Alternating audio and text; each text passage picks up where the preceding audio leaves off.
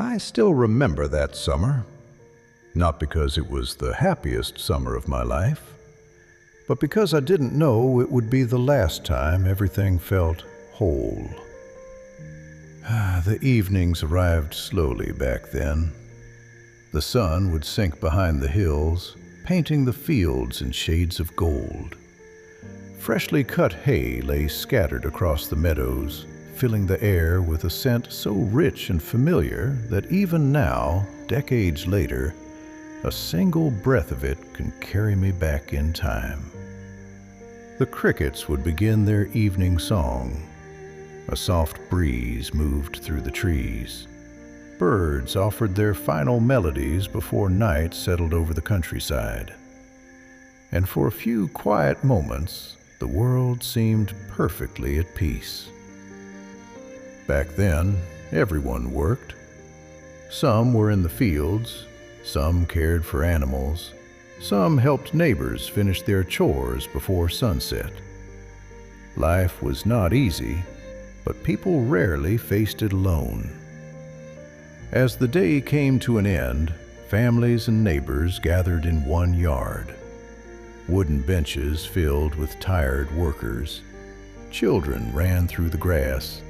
Laughter drifted through the warm evening air. The older men talked about harvests, weather, and the future.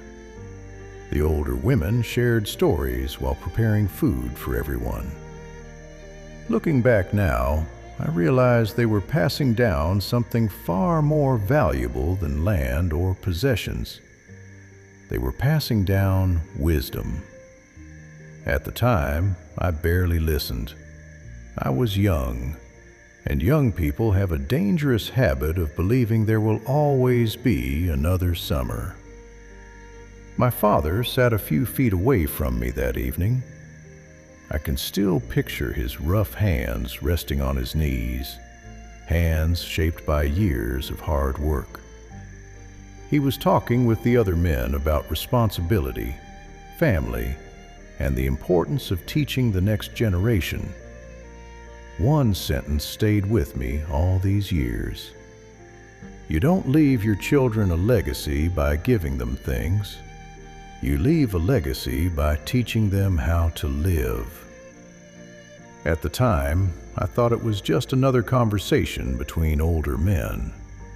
Today, I would give anything to hear those voices again. But while they talked, my attention was somewhere else. She was sitting across the yard.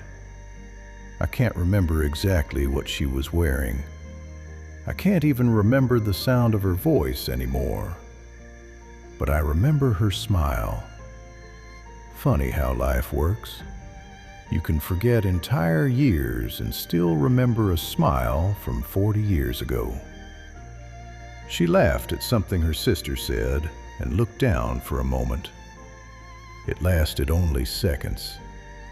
Yet somehow, that moment stayed with me for a lifetime. I never told her how I felt, not because I didn't want to, but because I believed I had time. I thought there would be another gathering, another summer evening, another chance. That's the mistake many of us make when we're young. We confuse possibility with certainty. A few years passed. People began leaving. Some moved to cities. Some chased opportunities in distant places. Some followed dreams.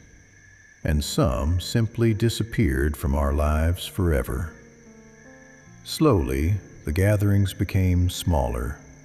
The laughter grew quieter. The benches sat empty more often. Then one day, without anyone noticing, an entire chapter of life had ended. Years later, I returned to that same yard. The old tree was still there. The grass still grew where children once played. But the people were gone. My father was gone. The neighbors were gone. And so was she. Only silence remained. a silence so deep that it seemed to speak louder than words ever could. That day, I finally understood something life had been trying to teach me all along. The hardest part of growing older is not watching time pass. It's realizing that the moments you thought were ordinary were actually the moments that mattered most. We spend our youth waiting for bigger things, bigger opportunities, bigger achievements, bigger dreams. Only later do we discover that happiness was often hiding inside the simplest evenings.